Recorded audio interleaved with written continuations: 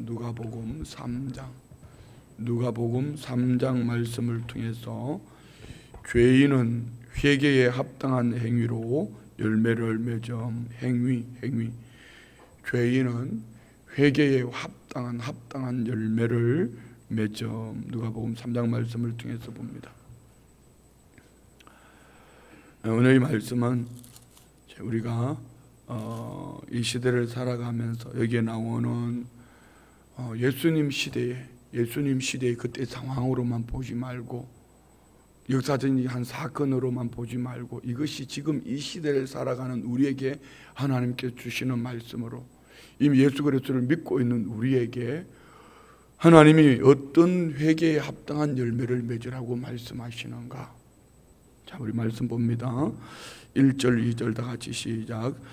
디베료 황제가 통치한 지 15해 곧 본디오 빌라도가 유대 총독으로, 헤롯이 갈릴리의 분봉왕으로, 그 동생이 빌립이 이두레와 드라고니 지방의 분봉왕으로, 루사니아가 아빌레네의 분봉왕으로, 안나스와 가야바가 대제사장으로 있을 때에 하나님의 말씀이 빈들에서 사가랴의 아들 요한에게 임한지라. 아멘. 여기 많은 분들이 나옵니다. 이분들을 다 설명하려면은 그렇고요. 이분들이 누구냐? 이 많은 사람들을 기록하고 있는 이 목적 속에는 크게 두 가지를 볼 수 있습니다. 한 가지는 역사적인 사건이다. 다른 한 가지는 우리 지금 이 시대에 비교해 보면 이들은 우리가 늘 기도하는 것, 위민 정치, 당리당략, 개인 사리 사욕, 여기 나오는 이 지도자들은 누구를 위해서 사는가? 그 백성들을 위해서 위민 정치하는가? 아니면은 그 백성들을 착취하고 그 백성들로 하여금 자기들을 위하여 살게 하는가? 자, 이것을 우리에게 적용합니다. 목사로서, 여러분이 중직자로서, 아니면 여러분이 맡은 자로서 이 직분은 하나님께서 왜 우리에게 맡겨주셨나? 목사는 강단에 서서 크게 외치고 군림하는 자리인가? 여러분 중직자들은 장로님이 되시고 안수집사님이 되시고 권사님이 되시면, 여러분은 내가 권사인데 안수집사인데 장로인데 하는 그 직분을 가지고 나 이런 사람이야 라고 군림하는 것인가? 아니면은 그 직분을 받은 자로서 그 직분으로 하여금 더욱 하나님을 드러내는, 하나님의 영광을 드러내는, 섬기는 자리에 있는가? 우리는 정치인들을 향해서 손가락질을 합니다. 더 자신을 돌아보면은 과연 나는 손가락질할 만한, 내가 과연 손가락질할 만한 그런 자리에 있는가? 여러분이 만약에 제가 교회 안에서 담임 목사로서 불이익을 당했을 때 나는 어떠할까? 여러분이 중직자인데 여러분을 중직자로 교회가 여러분을 알아주는 것이 아니라, 여러분을 중직자로서 마땅히 여러분을 중직자로 인정해야 될 때 중직자가 아닌 전혀 여러분들을 무시하는 불이익을 여러분에게 주어졌을 때 여러분은 어떻게 하시는가를 한번 돌아보면 오늘 여기 나오는 이 사람들의 이름을 과연 우리는 손가락질 할 수 있을까 한번 돌아봅니다. 그런데 오늘 세례 요한에게 하나님의 말씀이 임하는 그 장소가 어딘가를 봐요. 마태복음에서는 광야라고 했습니다. 여기는 빈들입니다. 빈들. 물론 그 당시 그들은 폭동으로 말미암아 하나님의 말씀을 보존하기 위해서 쿰난 공동체를 이루고 광야에서 생활했지만, 우리가 영적으로 적용해 볼 때에 도시에서 혼란함 속에서 하나님의 말씀이 들려질까? 전혀 다른 두 부류를 말하고 있습니다. 한 부류는 높은 자리, 기득권, 그 누릴 수 있는 그 자리. 그러나 여기 나오는 세례와는 빈들, 광야. 하나님의 말씀은 높은 자리에서, 군림하는 자리에서 자기 기득권을 유지하는 그 자리에서 임한 것이 아니고, 하나님의 말씀은 광야, 빈들에 있는 그 자리에 사가랴에게, 오늘 아들 세례 요한에게 하나님의 말씀이 임하였다. 자, 우리 자신을 적용해 봅시다. 나는 기득권 자리에 있는가? 기득권층에 있는가? 광야. 다른 말씀으로요, 나는 도시의 환경의 삶의 여러 가지 많은 누릴 수 있는 환경 속에 있는가? 아니면은 빈들, 갈증이 있고 배고픔이 있고 길이 보이지 않아서 아무것도 없고 의지할 것, 마치 출애굽 광야길을 가는 이스라엘 백성들처럼 오직 주님밖에 없습니다, 이렇게 살고 있는가? 오늘 우리 성도님들 안에 빈들의 축복이 있기를 원합니다. 할렐루야. 빈들의 축복이 있기를 원합니다. 광야의 축복이 있기를 원합니다. 우리는 절대로 결코 기득권, 아니 오연하지 마세요. 우리 성도님들이 더 높은 자리에 올라가지 마라, 더 많은 것을 누리지 마라, 더 많은 것을 취하지 말라, 이런 얘기가 아닙니다. 영향력은 높은 자리에 있을수록 영향력이 큰 거예요. 더 높아지세요. 더 많이 가지세요. 더 많이 취하세요. 그렇지만 그 심령만큼은 가난한 심령, 빈들이어야 합니다. 누가복음의 특징은 그렇죠. 가난하고 헐벗고 굶주리고 소외된 자들에게 주시는 말씀, 주님이 그들 가운데 찾아오셨어요. 이처럼 오늘 주의 말씀이 임하는 곳은 어떤 곳인가? 여기 다른 것으로 가득 채워져 있어요. 오늘 우리 성도님들은 이 하나님의 성전에 주님 앞에 나올 때 어떤 마음으로 나오셨습니까? 여기 욕심을 가득 채우고 나는 이것을 받을 거야, 응답받을 거야. 그분은 절대로 응답받지 못할지도 몰라요. 이 새벽에 여러분의 심령이 물된 동산 같아서 주님이 주신 말씀으로 오늘 하루를 살아갈 거야, 주의 말씀을 받을 거야, 내 인생이 주의 말씀이 내 발의 등이요 내 길의 빛이라고 말씀하셨으니 오늘 광야와 같은 이 길을 가면서 주님 한 분으로 갈증하며 주님께서 내게 오늘 주시는 말씀 앞에서 내가 살아낼 거야, 어떤 말씀이라도 그 말씀 한 구절 붙잡고 오늘을 살아갈 거야, 이런 마음으로 나오셨다면 여러분의 삶은 1년이 지나가면 365구절이에요. 그리고 여러분의 삶 속에 분명히 이는 회개에 합당한 열매를 맺으라고 말씀 안 해도 회개에 합당한 열매를 맺고 살아가게 될 줄 믿습니다. 그런데 우리는 알게 모르게 기득권이라는 그 자리, 너무나 잘 알고 있는 거예요. 오늘 이 말씀을 펼치면 벌써 알고 있어요. 회개가 뭔지 알고 있습니다. 열매가 뭔지도 알고 있습니다. 그런데 그냥 듣고 그것으로 끝나버립니다. 왜 그랬을까요? 여기에 다른 것이 채워져 있기 때문에, 여기에 도시 문화가 들어와 있고 내 생각이 들어와 있고 내 경험이 들어와 있고 내 지식이, 내가 알고 있는 누리는 그 무엇이 들어와 있기 때문에 빈들이 되지 못했기 때문에, 광야가 되지 못했기 때문에 이 말씀이 내 말씀으로 임하지 못했고 하나님의 말씀으로 임하지 못했고 생명의 양식이 되지 못했고 나의 가는 길이 이 말씀으로 살아내지 못하는 이유는 여기에 있는 거예요. 코로나19는 절대로 걸리면 안 됩니다. 할렐루야. 그런데 내가 알고 있는 지식은 코로나19는 이러면서 그만큼 사셨으면 됐어요. 코로나19 때문에 예배를 피하고 싶다면 오연하지 마세요. 뭐 그렇다고 해서 여러분이 그냥 아무렇게나 막 살아라는 얘기 아닙니다. 내 생명을 보존하기 위해서 예배가 되지 못한다면 공산당 앞에서 어떻게 복음을 외칠 수 있고 어떻게 카타콤 속으로 들어갈 수 있고 앞으로 더 핍박이 더 세질 때 나는 예수 안 믿는다고 부인하는 사람이 그 사람이에요. 코로나19는 절대로 우리에게 위협의 대상이 될 수가 없습니다. 빈들의 삶을 삽시다. 광야의 삶을 삽시다. 내 속에 다른 것을 채우고는 절대로 생명의 양식인 영혼의 양식인 말씀을 쫓아 살아갈 수가 없어요. 정신 똑바로 차려야 돼요, 여러분. 우리 모두 마찬가지요. 왜 교회는 이런 직분을 세웠는데, 중직을 세웠는데, 중직의 자리에서 내가 하나님의 말씀을 쫓아서 그 말씀으로 세워가려고 몸부림하지는 않고 결정될 때 나타나서 큰 소리만 빵빵 칠까? 기득권, 내 이름, 내 소리, 내 목소리, 왜 그럴까? 얘는 광야가 아니기 때문입니다. 오늘 저를 비롯해 우리 모두가 빈들의 축복이 있기를 원합니다. 빈들에서 오병이의 기적이 나타나는 거예요. 빈들에서 하나님의 역사가 나타나는 거예요. 오늘 저와 우리의 심령이 빈들 목마른 사슴이 시인의 물을 찾은 것 같이 할렐루야. 갈증하는 심령으로 나를 사랑하는 자가 나의 사랑을 잊고 나를 간절히 찾는 자가 나를 만난다고 말씀하셨습니다. 하나님의 말씀이 우리 성도님들의 귀에 들려지기를 축복합니다. 하나님의 말씀이 내 귀에 들려지지 않는다면은 내 안에 무엇이 채워져 있는지를 한번 생각해 보세요. 하나님의 말씀으로 내가 살아가려고 몸부림을 하지 않는다면 내 안에 무엇이 채워져 있는지를 한번 돌아보시기 바랍니다. 요즘 이렇게 말씀을 준비하면서 항상 제 생각 속에 한 가지 이런 것을 가지고 있습니다.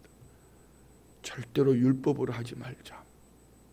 그런데 오늘 또 율법으로 설교했어요. 해라 하지 마라.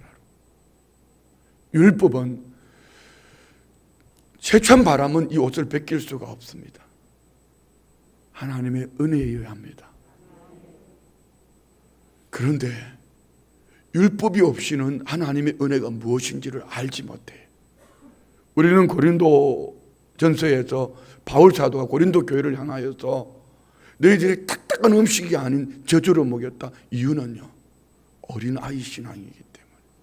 우리 초보 신앙에서 벗어납시다. 그러려면 말씀으로 시험을 입어야 합니다. 말씀으로 시험을 입기 위해서는 먼저 여러분 빈들의 심령이어야 됩니다. 광야여야 합니다. 여기 다른 것을 채우고 내가 신앙생활을 몇 년 했는데 내가 누구인데 내가 다 알고 있는데 왜 또 새벽에 저 얘기를 해? 내가 다 알고 있는 사실을 왜 얘기해? 알고 있으면 뭐하냐고요. 그게 열매를 맺지 못하는데요. 남 얘기는 하기 쉬운데 여러분 한번 자신을 돌아보세요. 내가 알고 있는 거는 남에게 하기는 쉬운데 내가 그 삶으로 살아내지 못한다면 오늘 여기 나오는 이 종교 지도자들, 정치 지도자들 이들하고 다를 게 뭐가 있냐는 것이죠. 그러나 하나님의 말씀이 임한 이들은 빈들에서 사갈의 아들 쉐레 요한에게 임했다. 그는 모든 기득권을 내려놓고 마태복음에 보면은 낙타 털옷을 입고 메뚜기와 석청을 먹으며 광야에서 외치는 자의 소리, 광야에서 외치는 자의 소리, 빈들에서 오직 주님밖에 없다. 이것이 오늘 저와 우리의 삶의 믿음의 근간이 되어지기를 축복합니다. 할렐루야. 이것이 먼저 준비되어질 때 율법이 아닌 하나님의 은혜 속에 살아갈 수가 있어요. 아멘. 자, 봅시다. 3절. 요한이 요단강 북은 각처에 와서 죄 사함을 받게 하는 회개의 세례를 전파하니, 죄 사함을 받게 하는 회개의 먼저 죄 사함을 얘기하기 전에 회개를 먼저 봅시다. 회개의 세례. 회개의 세례가 뭔가? 세례가 뭐죠? 세례는 물에 잠길 때 옛사람은 죽고 물에서 올라올 때 새사람 예수로 사는 삶을 얘기합니다. 이것을 고린도전서 한번 볼까요? 고린도전서 10장 1절로 2절에 보면은 구약에 나오는 이스라엘 백성들의 그 역사적인 사건을 세례라고 이렇게 말하더라. 한번 봅시다. 다 같이 시작. 형제들아, 나는 너희가 알지 못하기를 원하지 아니하노니 우리 조상들이 다 구름 아래에 있고 바다 가운데로 지나며 모세에게 속하여 다 구름과 바다에서 세례를 받았고, 구름과 바다에서 출애굽할 때의 홍해수 사건을 말합니다. 그리고 이 홍해수는 뭘 얘기하나? 홍해수를 오늘 성경에서는 세례로 얘기합니다. 그럼 이전은 무엇이었고 홍해수 이후는 무엇인가? 이전은 무엇인가? 애굽의 삶입니다. 홍해수를 건널 때 애굽의 삶이 청산되어졌고, 이제 홍해수를 건너고 난 이후에 그들은 새로운 삶으로 살아갑니다. 세례는 뭘까요? 나는 죽었다. 나는 죽고 예수로 사는 삶. 아멘. 우리 순복음 교단은 이런 부분이 좀 약해요. 장로 교단은 이런 부분이 좀 강해요. 세례를 우리는 대개 교회에 나와서 1년이 되고 신앙생활을 어느 정도의 기준에 두고 예수님을 구주로 영접했으면은 이 세례를 신앙생활의 가장 기본적인 것으로, 가장 기초적인 것처럼 생각합니다. 가장 기본적인 것은 맞습니다. 그러나 가장 기초적인 것은 아닙니다. 가장 중요한 것입니다. 신앙 고백입니다. 어떤 신앙 고백이요? 이때로부터 나는 죽고 예수로 살겠다는 믿음의 결단입니다. 세례는 그런 거예요. 이 세례 속에는 자연스럽게 회개가 들어있고요. 왜요? 옛 삶의 청산이니까. 이 세례 속에는 당연히 죄 사함을 받게 하는 세례예요. 묻습니다. 우리 성도님들은 애굽의 삶이 청산되셨습니까? 세례 받으셨잖아요. 하나님 앞에 그렇게 신앙 고백했잖아요. 그래서 사기친 거예요. 그래서 거짓말한 거예요. 세례를 받으면서 나는 앞으로는 나는 죽고 예수로 살겠다고 여러분이 하나님 앞에 믿음으로 고백했고 믿음으로 결단을 했습니다. 그런데 왜 그렇게 살아내지 못할까요? 가치관이 아직까지 애굽에 있기 때문입니다. 가치관이 애굽에 있는 그 백성들이 홍해수를 건넜음에도 불구하고 오늘 고린도전서 10장 1절로 2절은 바다 가운데 구름 가운데에서 그들은 세례를 받았다고 말씀하지만 광야길을 지나가면 일세례들은 광야에 다 죽습니다. 무엇 때문에? 애굽의 삶, 애굽에서 나왔지만 그들의 생각 속에는, 그들의 입술에는, 그들의 삶은 여전히 애굽을 기대하고 애굽의 가치관을 가지고 살아가기 때문에 원불교, 원망하고 불평하고 교만함이 그들이 가득 차서 그들은 광야에서 다 죽어버렸습니다. 이 세대들이 가나안 땅에 들어갑니다. 오늘 우리는 광야가 목적이 아니에요. 오늘 저와 우리는 이 새벽에 나오는 것이 목적이 아닙니다. 하나님 나라 백성으로서 내게 허락하신 시간, 내게 허락하신 날수 동안에 주님의 영광을 위해 살아가는 것이 우리의 삶이 목적이 되어지기를 원합니다. 여기에는 그냥 홍해수를 걷는 것이 목적이 아니고 광야길을 지나가면서 답게 살아내는 것, 답게 살자. 따라해봐. 시작. 뭘 답게 살자요? 예수 믿는 사람 답게 살자. 하나님의 자녀 답게 살자. 성령의 사람 답게 살자. 말씀으로 살아내는 이 시대 앞에 빛으로 소금으로 살아가는 그리스도인 답게 살자. 답게 살자. 이것이 오늘 저와 우리의 삶의 믿음의 근간이어야 합니다. 자, 첫 번째는 나는 기득권으로 살고 있는가? 광야에서 살고 있는가? 여기에 다른 그 무엇을 채우고 살고 있는가? 빈들로 살고 있는가? 두 번째는 나는 세례에 합당한 삶, 그 신앙 고백 그대로 살고 있는가? 나는 죽고 예수로 사는 삶. 오늘 저와 우리 안에 이 은혜가 있기를 축복합니다. 자, 세례 요한을 이사야는 이렇게 예언을 했습니다. 4절 선지자 이사야의 책에 쓴 바 광야에서 외치는 자의 소리가 있어 이르되 너희는 주의 길을 준비하라. 그의 오실 길을 곧게 하라. 모든 골짜기가 메워지고 모든 산과 작은 산이 낮아지고 굽은 것이 곧아지고 험한 길이 평탄하여질 것이요 모든 육체가 하나님의 구원하심을 보리라 함과 같으니라. 아멘. 세례 요한의 외침 속에 예수님이 오시면 주의 길을 준비하는 자로서 세례 요한은 그가 오실 때에 그의 오실 길을 곧게 하라. 모든 골짜기가 메워지고 모든 산과 작은 산이 낮아지고 굽은 것이 곧아지고 험한 길이 평탄해질 것이고 목적은 뭡니까? 모든 육체가 하나님의 구원하심을 보리라.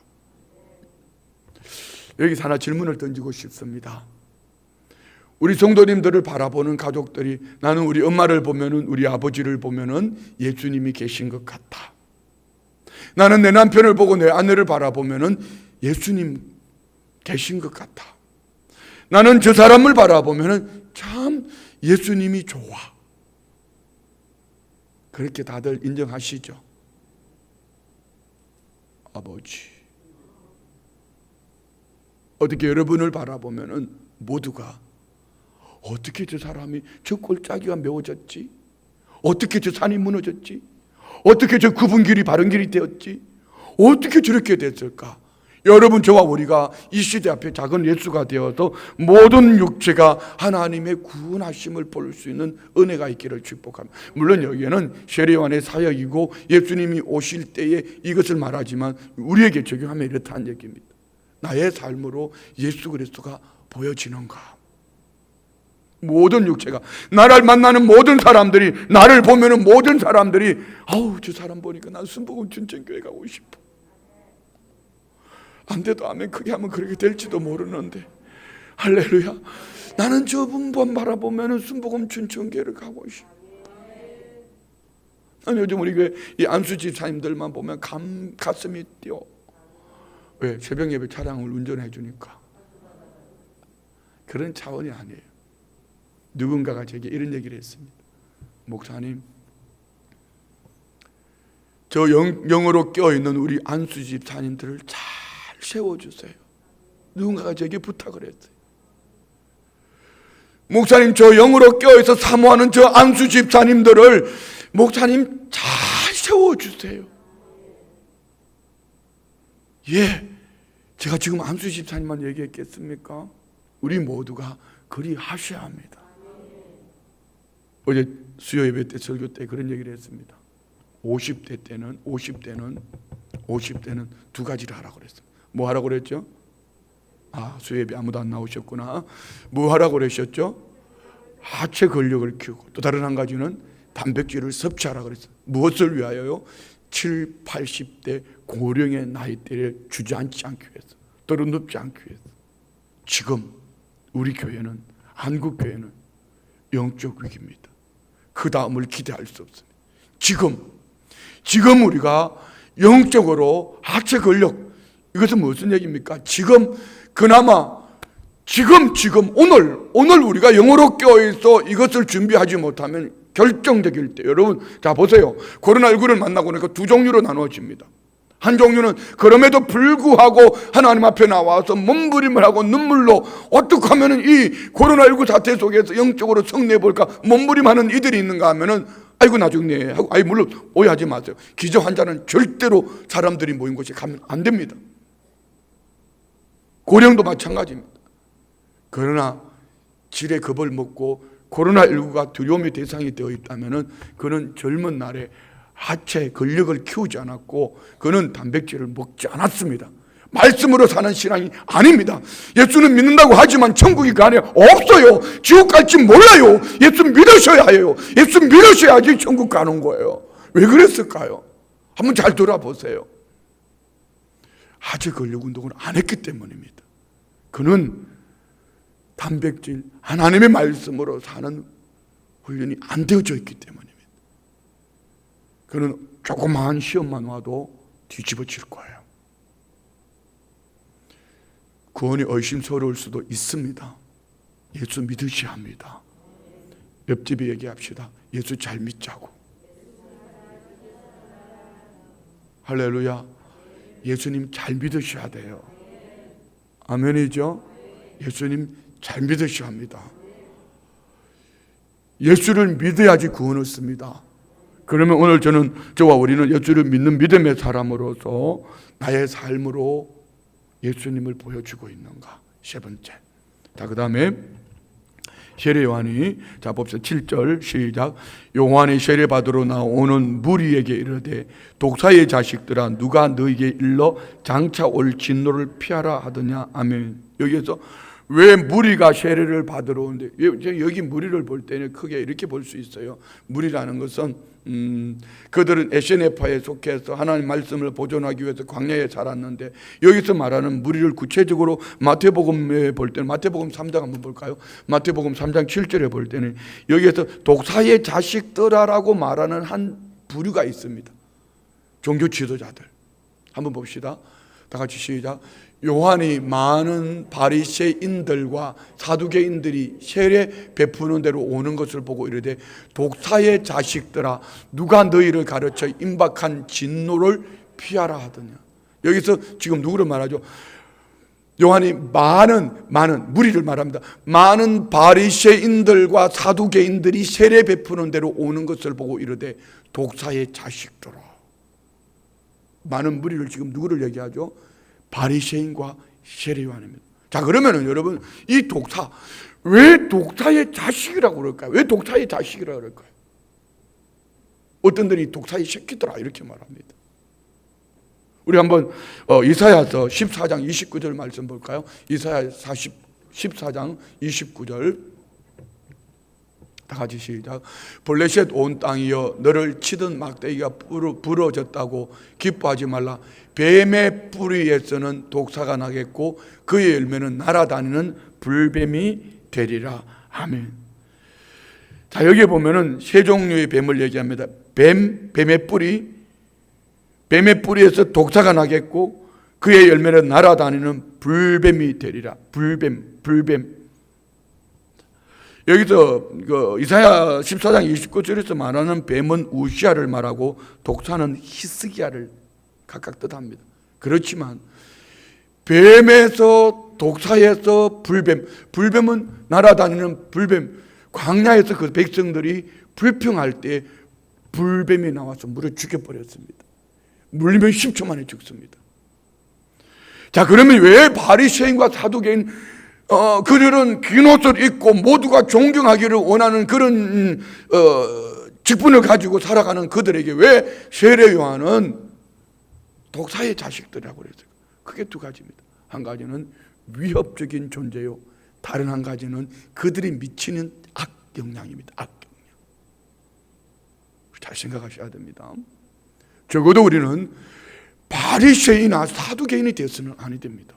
여기서 말하는 본질적인 바리새인과 사두개인은 참으로 귀한 것이지만 오늘 세례 요한이 외치는 이 독사의 자식들이라고 말하는 이 당시의 바리새인과 사두개인은 어떤 이들인가? 외적으로는 그럴싸하게 화려하게 중직의 옷을 입고 있지만 그들은 무엇을 품고 있습니까? 독을 품고 있습니다. 악영향. 그래서 이들을 바라보면 예수님은 이렇게 말씀하셨습니다. 회칠한 무덤이라고. 겉은 분질이라 하지만 속은 썩었습니다. 우리말로 바꿀게요. 겉으로는 신앙의 연조도 있고 직분도 있지만 그 속에는 자기로 가득 차 있습니다. 세상으로 가득 차 있습니다. 예수의 생명이 없습니다. 거룩한 성전이 되지 못했습니다. 성령이 구하지 못합니다. 자, 얼마든지 있을 수 있습니다. 목사도 그리할 수도 있고요, 여러분도 그리할 수 있습니다. 그러면은 바리새인과 사두개인처럼 독사의 자식이 되는 거예요. 근데 그 영향력은요, 새신자가 교회에서 영향을 미칩니까? 초신자가 영향력을 미칩니까? 제일 많은 영향력은 목사입니다. 목사가 이 속에 하나님의 말씀을 품고 성령으로 거룩한 성전이 되어서 주의 백성들과 함께 신앙생활하지 못하고 사리사욕을 챙기며 어깨를 쫙 올라가가지고 내가 누군지 아냐? 나는 일주일에 몇 번씩 금식하고 나는 하루에 몇 시간씩 기도하고 나는 11조를 쳐다보는 이런 외적인 화려함을 얘기하면서 자기를 지켜 세우면서 보여주는 이 위협적인 존재, 여기에 악영향, 이것이 오늘 한국교회 저로 말미암은 여러분들에게 보여주는 한 부분일 수도 있다는 것이죠. 목사가 반듯하고 잘하면은요 도마 위에 오를 이유가, 물론 나쁜 사람들은 그리 하겠지만 성도님들이 내가 섬기는 우리 교회 우리 목사인데 왜 도마 위에 올려서 요리하겠어요?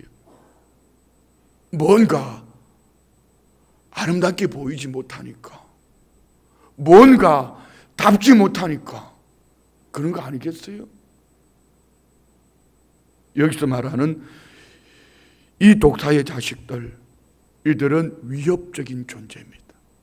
우리 국가적으로 봐도요, 결코 정치인들이 위민 정치하는, 백성들이 흠모할 만한, 우리가 참 잘 뽑았어라고 말할 수 있는 그런 사람들이 없다. 시대가 그렇게 가고 있습니다. 전 세계의 시대가.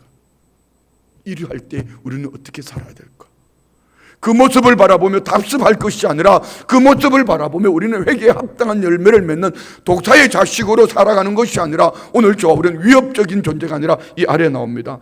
회개에 합당한 열매를 세 부류에게 말씀을 하시죠. 무리, 세리, 군인에게 예수님이 이렇게 살아가는 것이 회개에 합당한 열매를 맺는 거야 라고 말씀하시는 말씀이 있어요.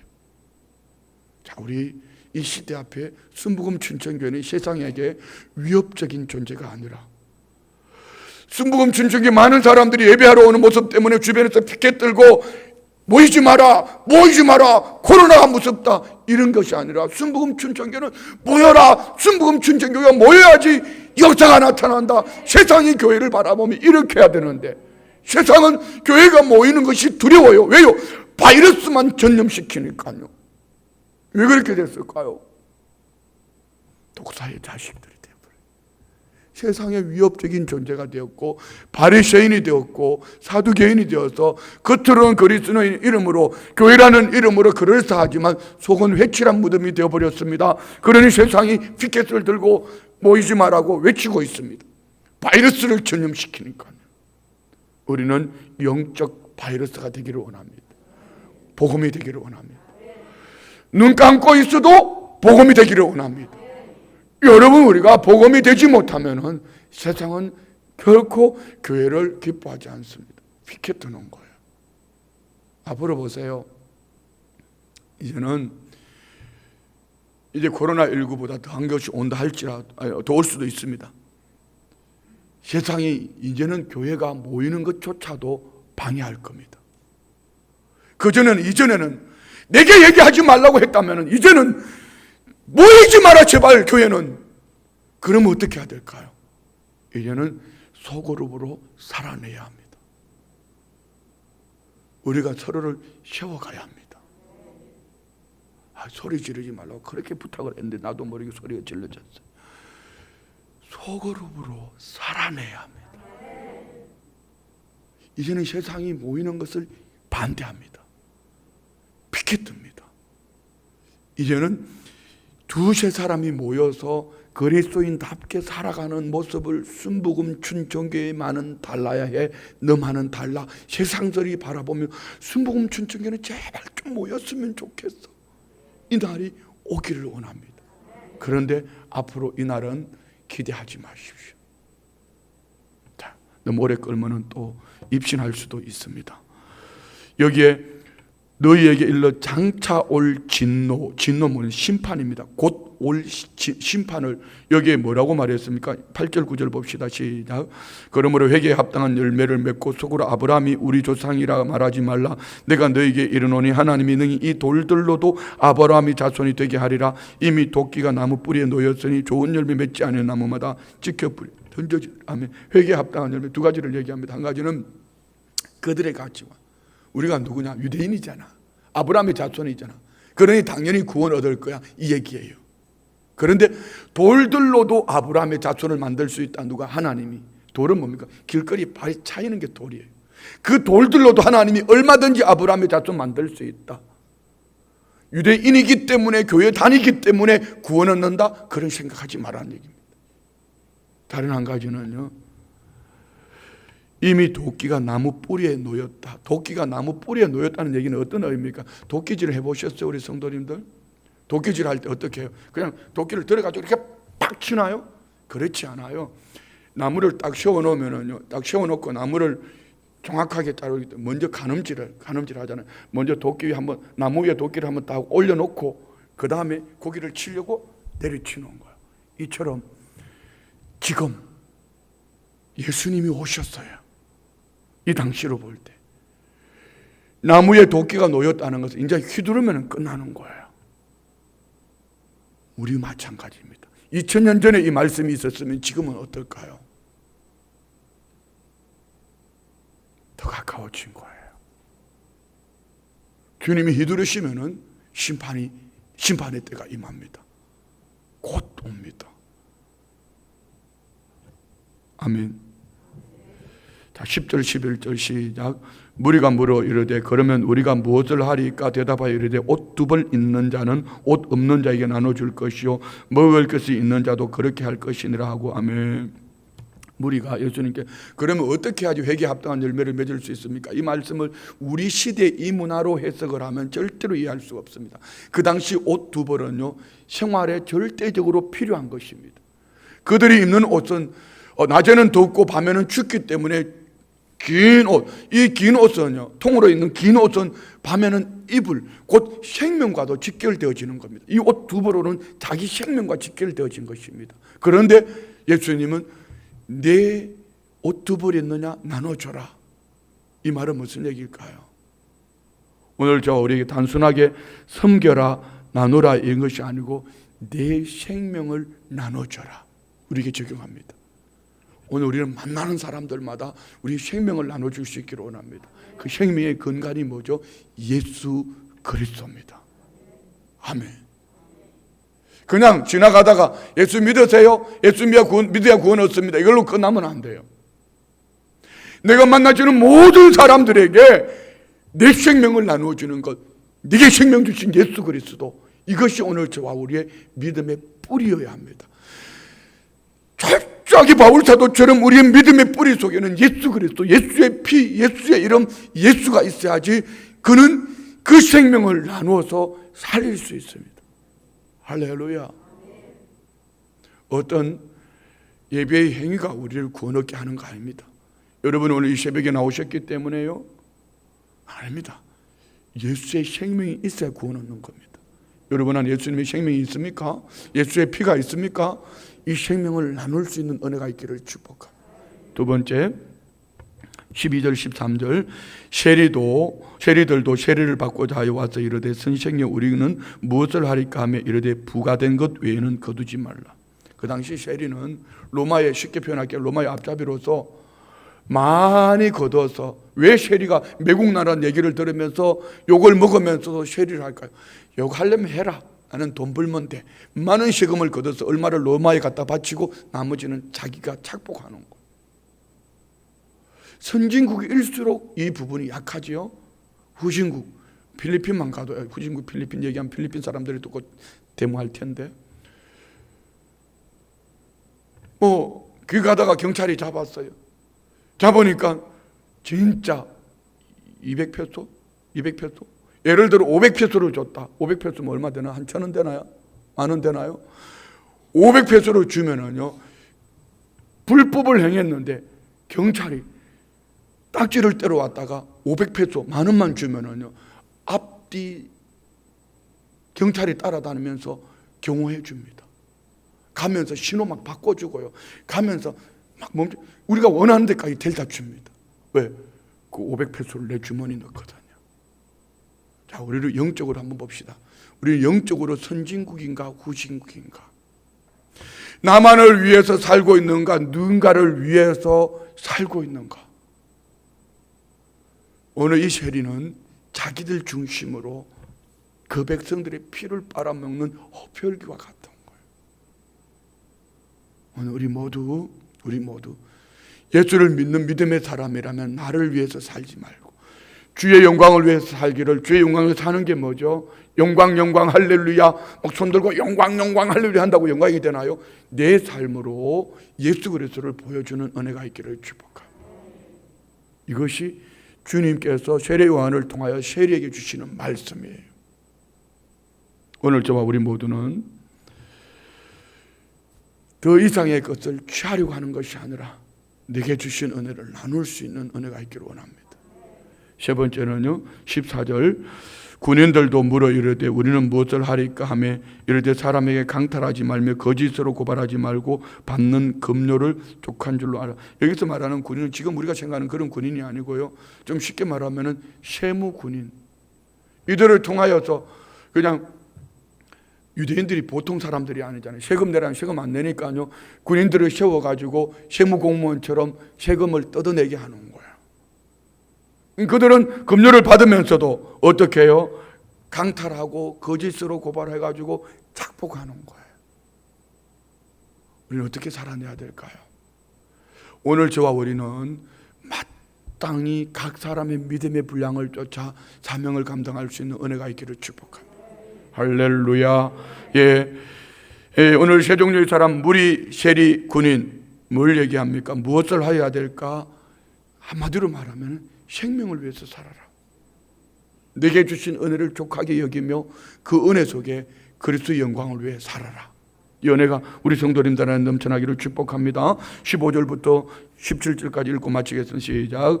백성들이 바라고 기다림으로 모든 사람들이 요한을 혹 그리스도신가 심중에 생각하니 요한이 모든 사람에게 대답하여 이르되 나는 물로 너에게 세례를 베풀거니와 나보다 능력이 많으신 이가 오시나니 나는 그의 신발끈을 풀기도 감당하지 못하겠노라. 그는 성령과 불로 너에게 세례를 베풀 것이요 손에 키를 들고 자기의 타작마당을 정하게 하사 알곡은 모아 국간에 들고 쭉정이는 꺼지지 않는 불에 태우리라. 아멘. 한마디로 말하면 우리에게 중요한 이겁니다. 여러분이 높아질 자리가 있을 때 세례 요한처럼 철저히 낮아지고 예수님을 높여드리기를 원합니다. 이것만 가지고도 1시간 설교를 해야 됩니다. 그냥 단답으로 우리에게 적용하면 그렇습니다. 우리는 예수가 아닙니다. 우리는 예수님이 오시는 길을 예비하는 세례 요한이어야 합니다. 아무리 목사가 훌륭해도, 아무리 설교가 은혜스럽고 목사를 통해서 죽은 자가 살아난다 할지라도 예수가 아닙니다. 우리는 예수님이 오시는 길을 예비하는, 예수님을 보여주는 광야에 외치는 자의 소리여야 합니다. 다시 말씀드리면 네 목소리를 내면 죽었다, 끝났다. 우리는 예수님의 목소리를 내는 자여야 합니다. 제가 만약에 오늘 제 얘기를 이렇게 강하게 했으면 여기 으이시하고 다 나가버릴 겁니다. 여러분이 왜 이런 강한 얘기를 들으면서도 눈을 끔뻑끔뻑하면서도 두려움과 떨림으로 아멘으로 받죠? 예수님의 이야기이기 때문입니다. 세상은 여러분 우리의 이야기를 좋아하지 않습니다. 안 듣는 것 같아도 세상은 예수님 얘기를 듣기를 원합니다. 그 영혼의 택한 백성이라면 분명히 오늘 저와 우리가 전하는 예수님의 이야기를 그는 들을 것이고 그들은 들을 것이요 그는 예수를 영접할 것이고 그들은 회개에 합당한 열매를 맺게 될 것입니다. 먼저 우리가 세례 요한의 자리에서 예수님을 보여주는 삶이 되기를 주의 이름으로 축원드립니다. 자, 질문 3번.